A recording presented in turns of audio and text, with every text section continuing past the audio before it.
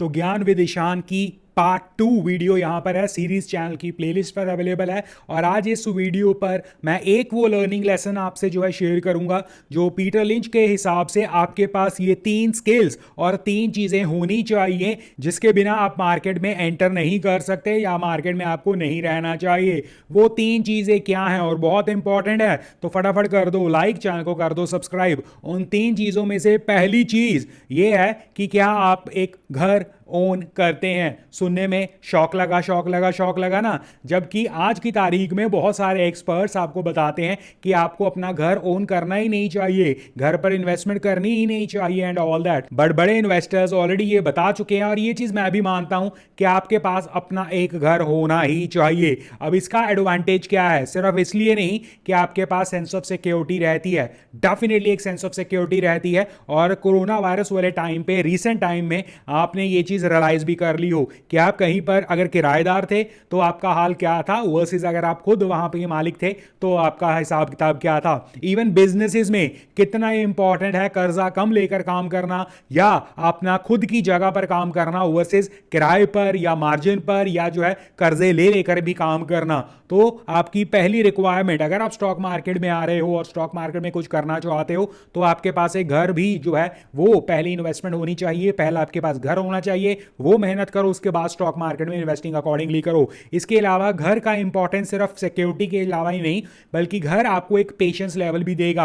आपको वो पेशेंस किस तरह आप कितना होल्ड कर सकते हो, क्योंकि घर की वैल्यू आप हर रोज चेक नहीं करते हो जाकर। तो अगर आपके पास वो पेशेंस लेवल होगा तो पॉसिबली आप स्टॉक मार्केट में भी वो कर पाओगे। हालांकि प्रैक्टिकली ये लिटरली इंपॉसिबल है, कोई नहीं ऐसा सोचता और करता। बट अगर आपको सक्सेसफुल होना है तो पहली रिक्वायरमेंट ये है डेफिनेटली। दूसरी रिक्वायरमेंट क्या है? दूसरी रिक्वायरमेंट है कि क्या आपको उस पैसे की जरूरत है जो आप शेयर बाजार में लगा रहे हो। ये अपने आप से पूछिए, मेक श्योर कीजिए कि ऐसा ना हो कि 1 साल के बाद वो पैसा चाहिए, 1 महीने के बाद वो पैसा चाहिए, 6 महीने के बाद वो पैसा चाहिए। नहीं, एटलीस्ट 3 से 5 साल का बफर लगा कर रखिए। जो आपका वर्किंग कैपिटल है, जो आपके पास जो यूज है, अगर आप साल में जो है 100 रुपया खर्च करते हो तो कम से कम मैं तो कहता हूं 400-500 जो है एक अलग रखिए। उसके बाद कुछ भी जो है अगर आप पैसा लगा रहे हो उसका पैसा जो है यूज कीजिए। तो अगर आपने अपने आप से ये पूछ लिया कि ये जो स्टॉक मार्केट में मैं भी पैसा लगा रहा हूं इसकी क्या मुझे आने वाले वक्त में जो है अर्जेंट यूज है या इसका इस्तेमाल है, तो फिर भी आप स्टॉक मार्केट में जो आ रहे हो तो एक गलती कर रहे हो। और अगर आप सक्सेसफुल होना चाहते हो तो आपको ये अपने आप से पूछना होगा कि इमीडिएट यूज या क्या आपको उस पैसे की जरूरत है या नहीं। अगर उस पैसे की जरूरत नहीं होगी, स्टॉक मार्केट का वादा है आपसे कि पैसा पैसे को खींचकर, पैसा पैसे को बनाकर देगा।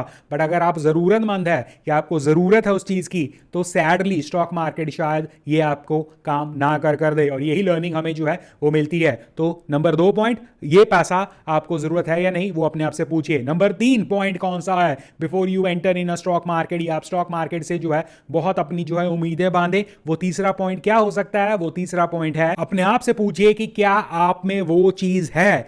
आपको जो है बहुत जो है मैथ का या फिजिक्स का या बहुत पढ़ा लिखा नहीं होना चाहिए स्टॉक मार्केट में। ये वॉरेन बफे ने भी जो है प्रीवियसली कहा हुआ है कि अगर आपका आईक्यू लेवल बहुत हाई है तो कुछ जो है अपना आईक्यू लेवल दूसरों को दान कर दीजिए, क्योंकि स्टॉक मार्केट में basic IQ level, basic common sense और आपको पेशेंस की जरूरत होती है। और ये है वो थर्ड पॉइंट। पूछिए अपने आप से क्या आप में पेशेंस है? पेशेंस है होल्ड करने की, पेशेंस है लॉन्ग टर्म की, पेशेंस है धंधे को धंधे की तरह देखने की। जो पैसा आपको रिक्वायरमेंट नहीं है, जो कि सेकंड पॉइंट था, उसके अलावा आपके पास ऑलरेडी जो है एक घर भी है तो आपको इमीडिएट कोई यूज भी नहीं है। उसके बाद क्या आपके पास वो पेशेंस है कि आप स्टॉक मार्केट को रुक कर जो है बैठकर देख सकें और अपनी जो है वेल्थ को आराम से जो है मल्टीप्लाई होते देख सकें। इसके अलावा कॉमन सेंस। कॉमन सेंस क्या है? कॉमन सेंस ये है कि छोटी छोटी चीजों पर एनालाइज कीजिए। कॉमन सेंस जो आपको जो है बताती है वो एनालाइज करिए, चीजों को जरूरत से ज्यादा मत कीजिए। जो चीज आपको समझ में आती है उन चीजों पर एनालाइज कर कर जो है काम कीजिए। तो ये थी वो नेक्स्ट